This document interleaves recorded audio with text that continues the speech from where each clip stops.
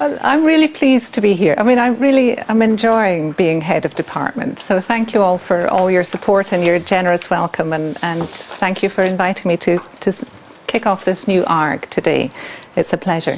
Does everyone have a handout? There's a big one and a small one, but I have two more here if anyone's short. What I wanted to do today was to look at some research that actually it's a few years old now, but I thought it would perhaps inspire us in our task ahead with Phoenix Days. And it starts with a question. Don't say anything, no talking. If you think the answer is yes, do a Y for yes. If you think the answer is no, do a no, fist for no. 1, 2, 3. Interesting. Same again. 1, 2, 3. Okay.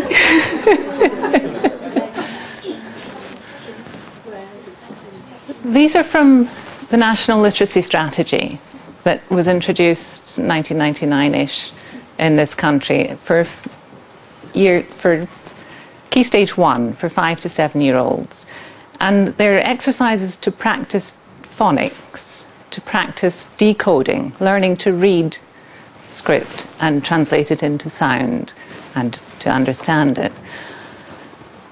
And I'm going to focus on a little exercise that comes from that. First of all, I just want to talk a little bit about the research context, which was a classroom-based assessment, and then talk about the word work activity, which that exercise came from, and then show how it was implemented in the classroom, what the teacher planned in implementing it, and then look at the discourse and look at the tensions and transformations that arise from it.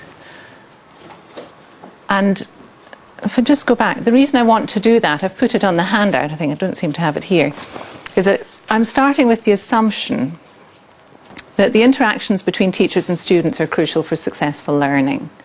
I would position myself as an educational linguist, as someone who looks at educational texts, spoken texts, written texts, student texts, teacher texts, all kinds of educational texts, with a linguist's eye. So, and I assume that when we teach, it's the interactions that are crucial and lead to successful learning. And so in order to understand that, we need to understand how they work, why they work, what works, how it works well. And that's sort of the approach that I tend to take to research.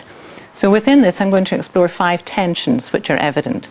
And I think they're relevant, even though these are little, 6 and 7-year-olds in Coventry schools. It's relevant to what we're doing at the moment, preparing for 2012. Because we want our teaching to engage the students' identities. We want it to engage their imaginations. And we want it to engage their intellect. And what you'll see is how this teacher takes a very prescriptive, form-focused exercise and transforms it. And maybe you'll get some ideas for the meeting this afternoon, or maybe not, we'll see. So that's the sort of outline. Try and keep it concise. So this was from a project. We were looking at classroom-based assessment of English as an additional language across the curriculum. Key Stage 1, children aged 5 to 7, in inner city schools in the West Midlands, with mid to high densities of EAL. So we had classes with perhaps 4%, 5% native speakers, and the rest of them coming from other language backgrounds. And in the classroom there was a teacher, language support teacher, and 2 bilingual assistants. And in the first phase of the research, we did a big survey of lots of EAL teachers in the region, and then we narrowed down on a few. And over a year, we said to them, anytime you're doing classroom-based research, let us know. We'll come in and we'll record it and we'll see what happens. So this is sort of formative assessment. This is ongoing daily assessment, keeping language sample records, assessing the progress in the language development of these children. And when we could, we came in and recorded and then took it away and had a sort of year's perspective. This particular activity took place shortly after the literacy hour had been introduced, And when it was introduced, it was really strictly introduced. And it had this format. You spent 15 minutes with a big book looking at a whole text. You spent 15 minutes focusing on some kind of vocabulary or word work or grammar activity. Then they did group and independent work for 20 minutes, and there was the plenary. And in the room that I was in, there were 90 children in the year, and they were all in this great big open plan classroom. So at the end of 15 minutes, the bell would ring and they'd move on to the next phase, and then at the end of it would move on. And we had this very prescriptive, very constrained, but it freed the teachers up to think, well, what am I going to do in those 10 minutes? What am I going to get out of those 20 minutes?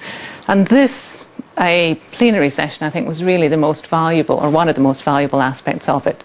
The cycle worked well, but the plenary was really important for forcing teachers to get back to what they had achieved in that hour. I think we can learn a lot from that.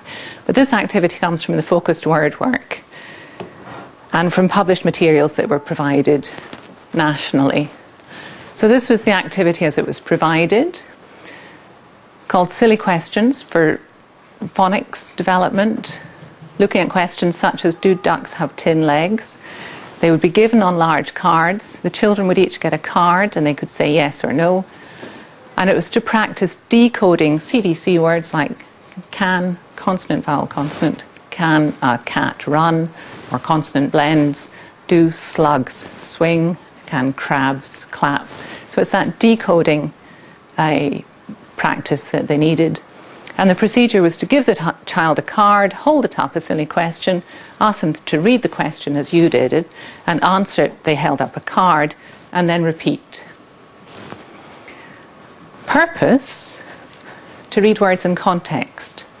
Not exactly what I would understand by reading words in context. And I think these are words, like functional and communicative and purpose and context, that everybody uses in very different ways. So in this context, reading words in context meant that you weren't reading cat, run, crab. You were reading it in the context of a sentence.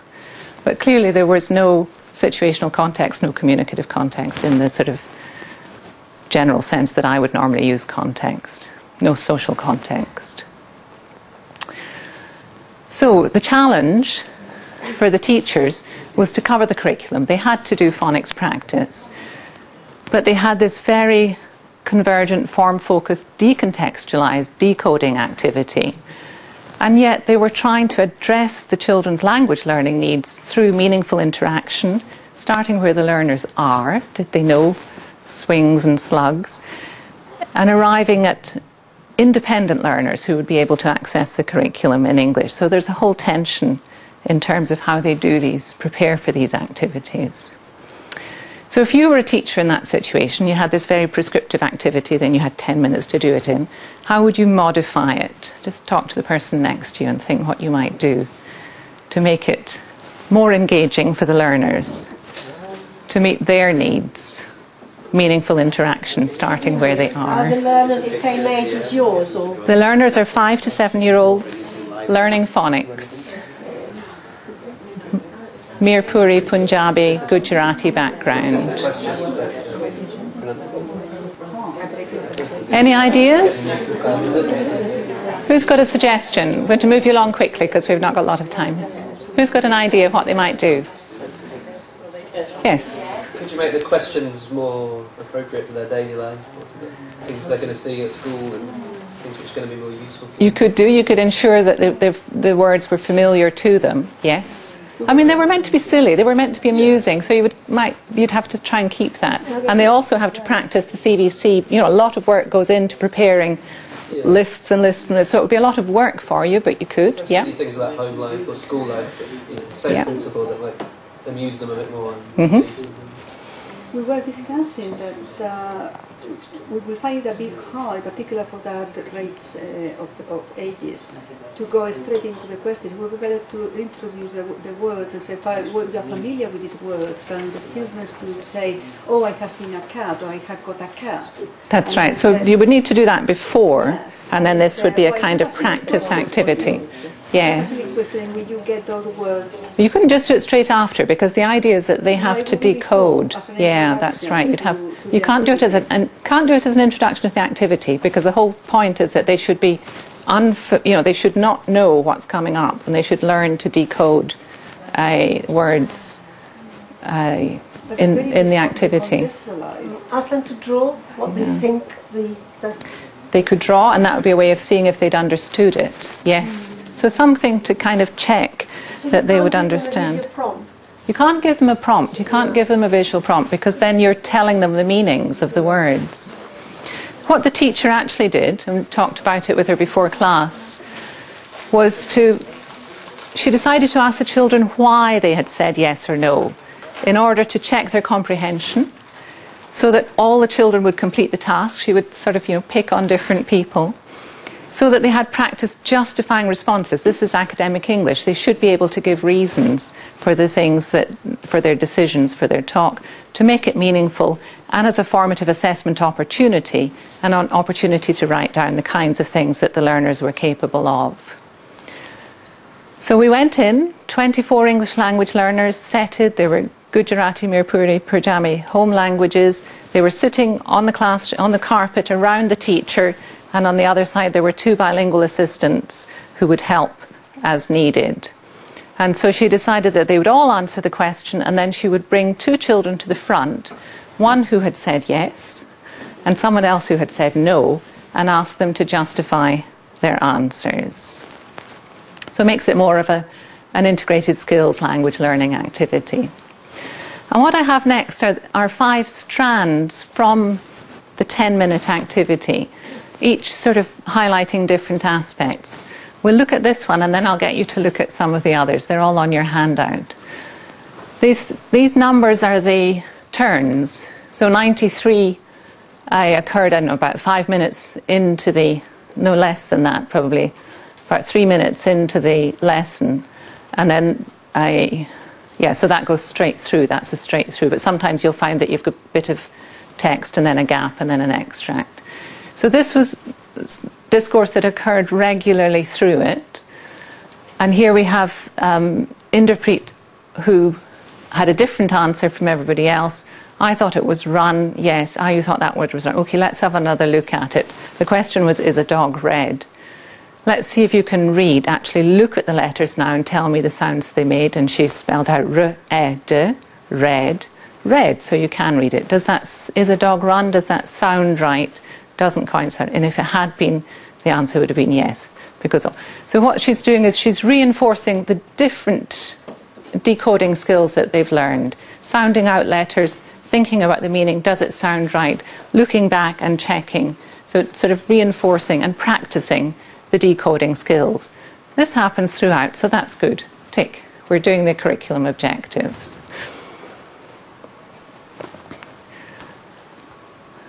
Look at the next one. See what's happening there. We've got, can a hen dig? What would you answer to that? Oh, we had that one. Most of you answered yes, didn't you? Okay. Navjeet, can you explain why you answered no? Which is what most people answered. So most of the children in the class said no, hen can't dig. Why did you answer no? Because hen can't dig. Because hen can't dig. Right. Hens. You think hens can't dig. And then she goes on. This is the answer that we often get, isn't it, from questions? And here she's trying to... Why does she say because here? The article, missing article. She's either hoping that he'll correct this missing article, or she's hoping... Change your answer. For an explanation, that he'll say a bit more. That's right. She's giving him a chance to say a bit more, but then she doesn't. She just moves on. It's good in a way. The question is why. The answer is because. We've got the discourse structure. We've got an answer that sort of makes sense. We've got a question to the question that was asked. So as a language sample, it's fine, but it's quite limited. And why do you think she just moves on and doesn't try and probe any more? Fossilised child. Could be fossilised, yes. Time constraints, maybe? Time constraints were very pressing in that class, and they are in ours too. Plus, he can't answer this question, can he? And you have to It's harder to answer. I mean, you often know things, but putting them into words is difficult in a foreign language. You know, it takes more language to explain what you know than to actually know it, if that makes sense. Yeah? And so what happens is that the rest of the class are thinking there, okay, he said no, most of us said no, that's the right answer, that's common sense. And then you move on without really having explained it. Very much surface learning. Why do we move on? Because we expect the student's unlikely to produce more, to establish the discourse structure, because the language of explanation is too difficult, because it's common sense. And this is the really dangerous one. And then we look at Venetia, who said yes. Have a look at this transcript on this. It's on the 3rd page, strand C. And just read down and look at the work that the teacher does in order to try and get an answer from Venetia. I've called her Nita in there.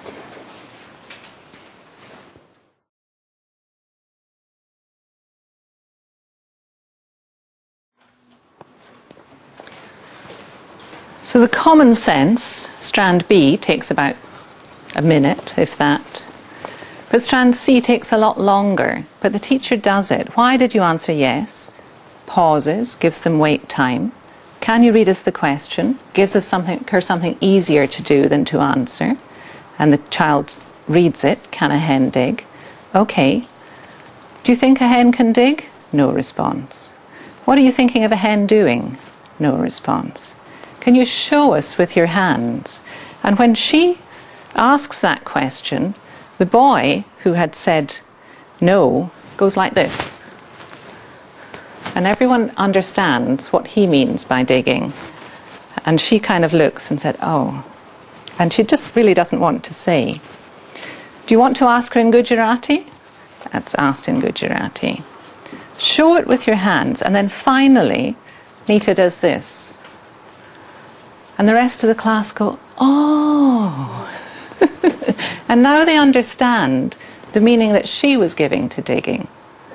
And it's come through. Right? There's a special word for that. Can you all look? Because I think Nita's got a logical answer, even though it's different from all the rest of you. You're thinking of a hen with claws scratching on the ground, Nita. Thinking of hens. Have you seen hens scratching? So trying to relate it to personal experience. Yeah, I have. Translates again, nods. Where have you seen that? I went somewhere. First thing she says.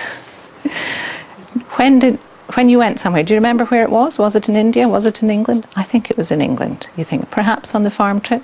Go and sit down. So you can have two answers. Most people thought, no, a hen can't dig.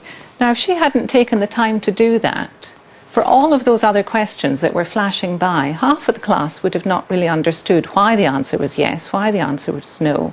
And if you don't understand what's going on, you just disconnect and disconnect and disconnect. I quite like this quote by McWilliams, shared imaging is a way of talking about what connotations words trigger for each of us, involves all parties in reconstruction. So when you think of Nita reconstructing the image perhaps on a farm of seeing hens doing that, then it makes it all meaningful for everybody. So this is what we call scaffolding, all the micro scaffolding that the teacher did. You can really see in those few lines the work that goes into the sort of skill that a good teacher has in bringing meaning out of learners. And it's this contrast between familiar words that mask differences in meaning. I've had so many of those at Coventry since I came here. My first month, I was just full of words that I thought I knew what I was talking about, and everyone else seemed to be using the words in quite opposite ways. I mean, it's not only 5-year-olds, it's right the way up to, department administration and everything else. Like the secretary, yes. And then the next, so that's one strand. And then another strand that comes through is shifting the locus of experience. And I'll just kind of rush through that. But if you track through from the beginning, where the assumption is that there's one correct answer, and the teacher's saying some of them are true, some of the answer will be yes. If the answer is no, you hold up. If the answer is yes. So the assumption in teaching that there's one correct answer to these questions is really how the teacher started. But when we had Venetia's hen scratching, and it was clear that there might be two answers, her language changed as well. Okay, so she thinks the answer is no. So now we're shifting the locus of experience. Salim thinks the answer is yes. Why do you think this? And by the end, her questions have changed. Can you explain why you answered no? Do you think a hen can dig? I think Venetia's got a log. And you see, sometimes you can have two answers. And so by the end, she's saying, can you tell us why you answered no? A much more complex question, but one that doesn't assume that the teacher knows the answer. You know, there's those degrees. Can you tell us? No, I can't, sorry. But why you answered no, not why the answer is no, not what is the answer, but can you tell us why you think the answer is no? And that shifting the locus of experience is something else that allows the children to participate and not feel so threatened, and encourages the discourse. But what really turned things round, apart from the hen episode, was when we got is this strand where we have the teacher introducing the activity as a game. You know, she wasn't conscious of doing this. She just did it. We looked through the transcript afterwards. She said, oh, I didn't know I did that. That was a good idea. Maybe I'll do that again. We've got a new game. You have to show a word in this game, and the first bit of the game we do without talking. You've really got the idea of playing this. So the children have the idea that this 10-minute activity is a game. So that after the hen episode, we have another child saying, the teacher said, okay, we've got time to do just one more. She's just about to move into the next one. Pupil interrupts. You know, if you're not sure, can you put yes and no? Now this is a child suggesting how the lesson should be run. Quite an unusual occurrence. It's a pupil initiation in IRF terms. Quite an unusual event. And it's an intervention that just switches the whole dynamic of the lesson. And the teacher, good honour, says, if you're not sure, yes, I don't see why not. Yes, good idea. And goes along with it. Allows the children to change the activity. And then what happens is that we get the same child who answered because hens can't dig to the silly question, can men run, says, because mans have got two legs, and if they had one leg, they can't walk. If they had two legs, they can run. So a lot of talk coming out, a clear, logical answer there, thinking about what if the answer is yes, and what if the answer is no. So you've moved totally away from this true answer to there being two possible answers to any question that you ask. And poor Satnam the next day said, do ducks have 10 legs? And Satnam tries to replicate this. Because when he said this, everyone said, oh, that's really good, and wrote it all down and said, you know, look at the language that this child can produce.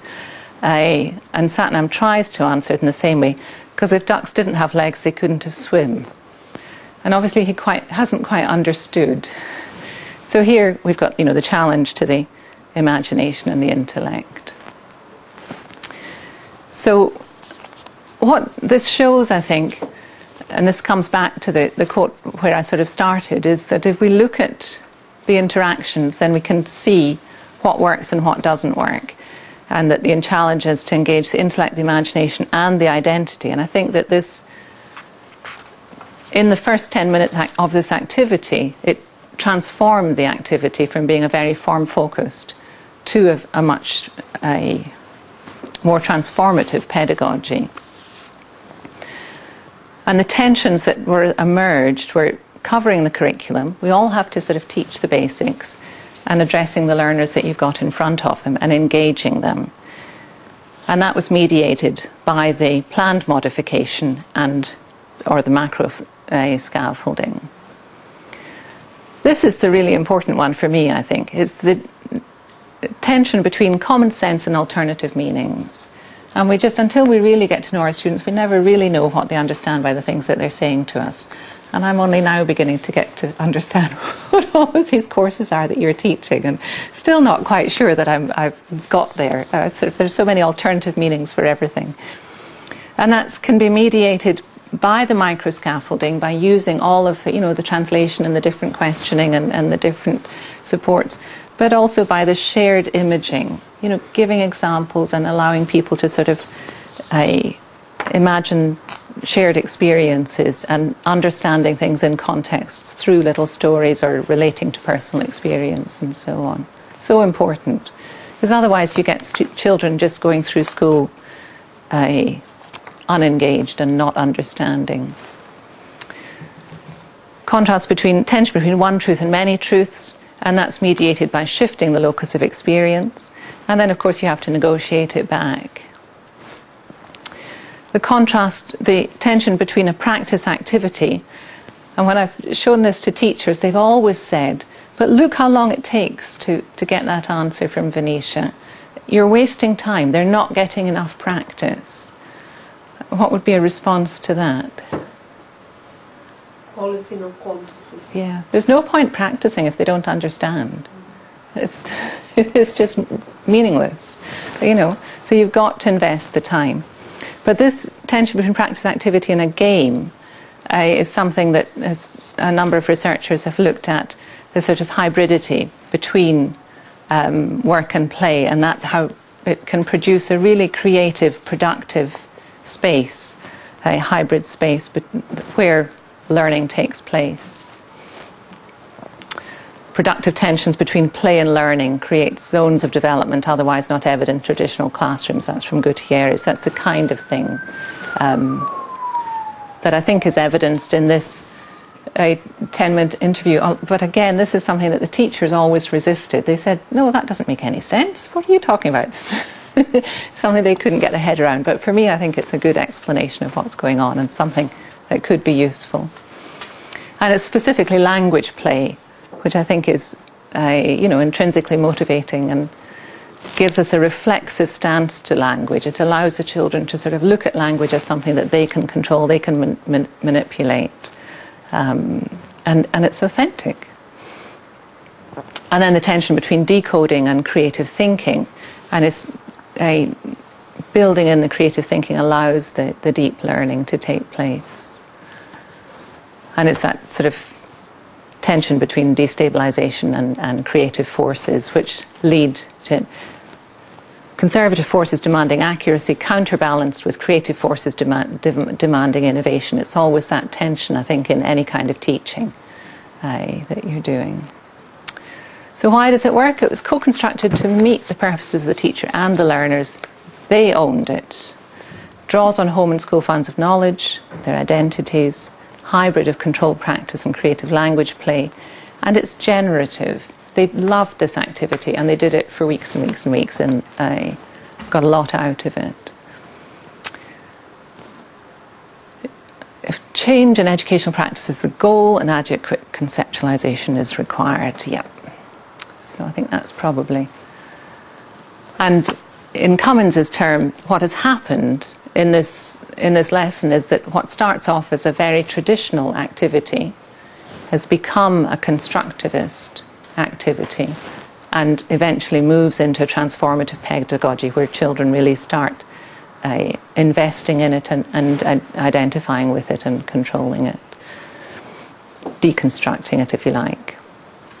And these are the sort of different view of language, not as just letters and sounds, but as something that you can play with. Different view of knowledge, not as something that the teacher holds, but something that's dynamic and develops. Different view of learning, not a building block approach, but one that's constructed interactively through collaborative inquiry, through critical inquiry. That's your transformative pedagogy. So not a transmission of cultural literacy, not me saying this is what hens do, yes hens dig or no hens don't dig in British culture, but a sort of a negotiation of those differences. Compliant, uncritical, liberal but uncritical, empowered and critical. Where are you going with your students? Can we go all the way? Constructive is certain, I would hope. But you need also some traditional pedagogy, I think, for the basics too, perhaps. So that's it. There's one last thing I think about. Somebody said that, but that language is really, what use is it talking about silly questions? And a few weeks after that, this came up on the Now show when they were talking about Tony Blair as a lame duck. And it's exactly the kind of logic, you know, what is a lame duck prime minister? Lame duck is one of those phrases, and ducks spend most of their time on water, so being lame isn't that much of a problem, is it? A duck in need of armbands? I could go for a duck on a lilo. A duck with ballast problems? A lame duck? I don't get it. Well, it's possible, you see, that a lame duck wouldn't be able to paddle around properly with his legs. It would just go round and round in circles, but it could still fly. Are we assuming that lame refers to its legs? It might be its wings that were lame.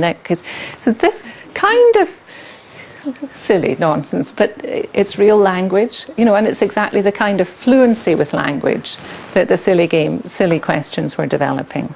Well, fine then, but it's not a lame duck, it's a grounded duck. It's a duck confined to one pond in the immediate area within walking distance. It's a duck with an asbo. Duck with an asbo. The Prime Minister's going to be a duck with an asbo. Yeah. I'll finish there. I think it goes on. Yeah. A lame horse Prime Minister hobbling also. And so it goes on. The ugly duckling. So I welcome your comments and questions. I hope there's something of relevance, as I say, as we go forward looking through our new curriculum. Thank you. Thank all speakers.